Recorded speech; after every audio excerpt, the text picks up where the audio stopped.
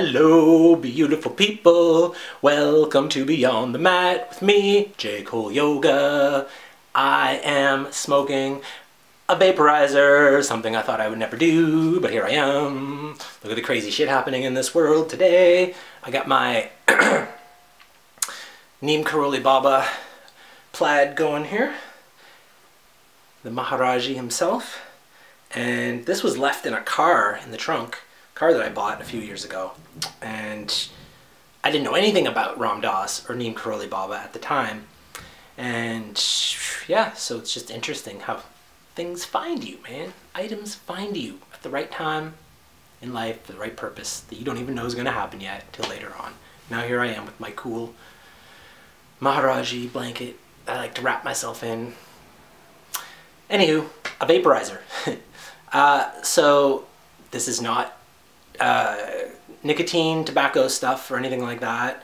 This is a cannabis extract that I did myself that was then put into, and so I guess let me explain a cannabis extract real quick. So you can extract it with like isopropyl alcohol, which is what I did, and then you evaporate the iso, the alcohol, and then all you have left is like a pure THC kind of crystalline form down at the bottom, which you evaporate it all the way, get rid of all the iso. It takes like sometimes a day.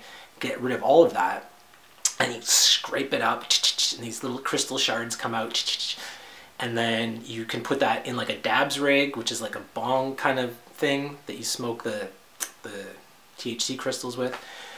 Or the other extraction method is with a fat, so like coconut oil, butter, anything with a fat lipid can extract the cannabis. And so what I've done is I went and did the iso extract. So I've just got the pure crystals, and I put those crystals into what this is, which is vegetable glycerin. So it's all natural organic stuff. So there's vegetable glycerin that you then mix the extract with, and you heat it up on a little heating element and mix it around, and it all dilutes and everything. You throw it in a little vaporizer, and bammo. The battery's something's fucking up on it right now. So yeah, it's pretty cool. You can walk around town vaping, no one knows that you're getting high. It's such a weak dilution right now though that you don't really feel it. It takes like 10 to 20 hits off that thing before you even feel a mild kind of cannabis buzz. So it's just kind of a micro dose. As you go through the day, you just kind of have like small little puffs off of it like that throughout the day, here and there. It's not what we're talking about, although it is kind of related. I wanted to talk about anxiety. And so with anxiety, cannabis can either help alleviate it, the symptoms, or it can help make it worse. It's different with different people and their own physiology and their own makeup. So there's really no blanket rule about it. Yeah, so I guess that it just kind of, people who are, it can drive you further inward. And I don't mean like beautiful self-reflection and all this kind of stuff. It can kind of recluse you inward to the point where you're like overthinking every little detail and every little thought, and it can just kind of get your anxiety snowballing. And so I do have small amount of anxiety. I don't want to say I have like a clinical amount like everyone else, not everyone else, like a lot of people do. But I mean, I've had some times when I didn't really want to get up out of bed or anything like that, but not like an everyday, not even a weekly thing. It's only happened a couple times to me. And really what I wanted to talk about was the fucking telephone, man. The fucking phone. That's where I get all my anxiety from. It comes from these fucking things. Ringing, the ringing of a phone. I just shut down. I don't know. I don't like it. I've never liked it. I've never liked that you're at the beck and call of everyone else in the world on their time and their schedule. They can just grab you and force you into like, man, listen to my shit right now. And it's like, oh my God. I guess there's never been many positive things happen through a telephone for me in my life as a child or growing up. I did work in a call center, so that kind of, that's really what put the nail in the coffin for me, was working in an outbound call center. So I was that asshole calling people at dinner time, harassing them, trying to get them to sign up for a credit card or life insurance or some bullshit. And that, that really just drove me insane, because all day for like 8 hours, 6 to 8 hours, you're just listening to people tell you to fuck off. People are calling you down to the lowest. And I mean, the human psyche can only take that for so long, man, before you finally just fucking snap. And you don't even know why. And I was so young. I was like 20 years old working in this call center. Then I had moved to an inbound call center, which I thought would be great because people are calling me needing help. Well, it turns out that the people who were calling me was the same credit card company who we had previously just scammed people over the phone into signing up for some bullshit credit card that they don't want. And now they're calling me at this other call center and complaining about it. And so it came full circle in that sense. So I had basically, it was my karma coming back to get me. You know, I had harassed them and now they're calling to harass me. So yeah, and that really, these couple call centers really is what, and even at a call center, it's not a ring, it's more of a ding in your ear that you know a call's coming, but it's still a call.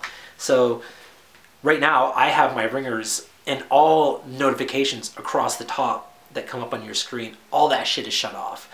I check my messages on my own time, when I feel fit, when I want to look at them, when I want to read them. I'm not just that guy walking down the street, bing, oh, I gotta stop what I'm doing, see what that was. Oh, someone liked an Instagram photo.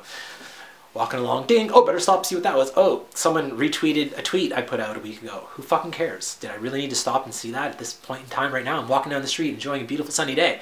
No, you don't. I don't. I don't need that shit in my life. So, all notifications are off, all ringers are turned off. If I missed your phone call, that's why. I will call you back though. I love it when people just leave a message. Hey, Jay, it's me. This is what's up. Call me back. I don't know why. That's just how it is. It's just how I roll. Maybe it's because I'm old school. I used to have a home landline with an answering machine hooked up to it. And you know, you would be out for the day and you would come home at night around 5 o'clock and you would check your daily messages. You weren't checking them as they were coming in. And nobody gave a fuck. No, everyone knew that you're not going to check your message until like later on in the day. It was just... everyone knew that. It's just a way of life. And now today, people get kind of butthurt and pissed off if you don't answer them right that fucking second. Like, answer me! Jeez, why aren't you answering me? A guy on Kijiji was freaking out the other day because I didn't reply to him at 2 in the morning.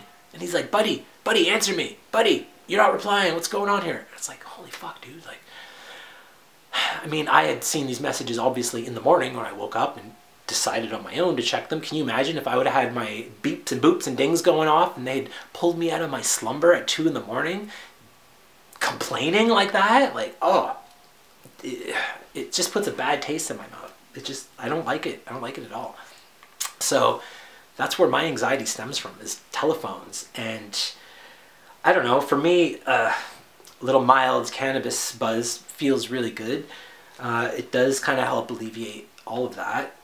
And I guess, I don't know, it's my procrastination too. I have a lot of procrastinative tendencies. Is procrastinative a word? Let's find out. Beep, boop, boop, beep, boop, boop. Y'all go find out right now. I'll wait. No, don't go anywhere.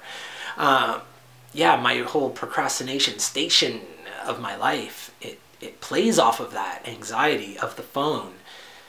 In a way, I guess they're kind of like tied together. So so weird. I haven't really tackled that whole thing yet in life. So it's one of the things on my list. One of the things. Anxiety though, like it's like a feeling in my chest. It's like a pain. It's like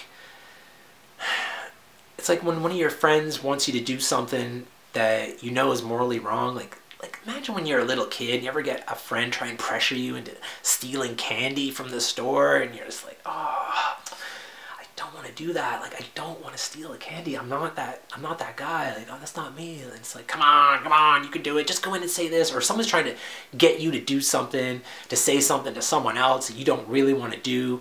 And it's just kind of this pressure, this chest pressure, this heart pain almost. And it spreads. It just starts there and it wells up and it can spread through the whole chest and your whole back and your whole area, your whole body, really, until you're just kind of frozen there, like, oh God. And you start overthinking, like, what if I don't steal the candy? He's not gonna be my friend anymore. They don't have any friends. And then this and then that and this and that, and the snowball of thought that just spirals out of control because of that. Because when really all I should have done is say, fuck off, dude, and don't hang out with me anymore then, you know? I'm a cool guy. I don't need your help. I don't need your friendship to validate me in life. And I feel like as children, we're not taught these kind of things growing up. Like, parents don't teach that shit to their kids. Like, hey, if someone tells you to do something you don't want to do, you feel it in your chest, start welling up, starting to freeze, like, tell that motherfucker to fuck off. So we kind of need to, like, train our youth nowadays a little better than what we were trained as children to kind of help fight against one of the many things. I know this is not an answer for anyone's anxiety out there, but it's a start, right? Like, we've got to do something, start somewhere. And I mean, a lot of people just jump down my throat, rabble, rabble, rabble, because of this and because of that. And it's like, look, I'm just trying to help, just saying my piece, what I think might maybe possibly help maybe one or two people, maybe, I don't know. Like I said, there's no blanket approaches to this. Blankets, yay! I do feel reclusive when I get these anxiety feelings, which sucks because sometimes I'm out in public and I get these feelings. And you just want to kind of like go home. It's kind of like, you know, I'm on my way to do something really important. I just kind of like, you know, I don't feel this right now. I don't feel right about it. Something in my soul isn't resonating with the situation, and I just want to go home and hide out in my bedroom and record videos. That's not what's happening today, folks. I'm not in an anxiety mood. Just talking about it. Just talking. Just shooting the breeze here. Pew, pew, pew, pew. Yeah, so any comments? If anybody has anything to say about any of this, please do comment below. Please subscribe below or click on the little round J. Cole Yoga thingamabobber here, wherever it is. And if you're truly crazy and you want to donate to the cause and keep this rolling, keep it flowing, keep the lawn mowing. Yeah, there's the new one. Keep the lawn mowing. Yeah, $1 a month, guys. $12 a year. $12 a year, guys. It ain't that much. Just click on the Patreon link right there or right there. I never know where it's going to be because we're just crazy like that. That's it for today, ladies and gentlemen. Folks, fans, and freaks. Peace, love, namaste, and all that other good knows. And we out of here again till another day. Goodbye. Ding.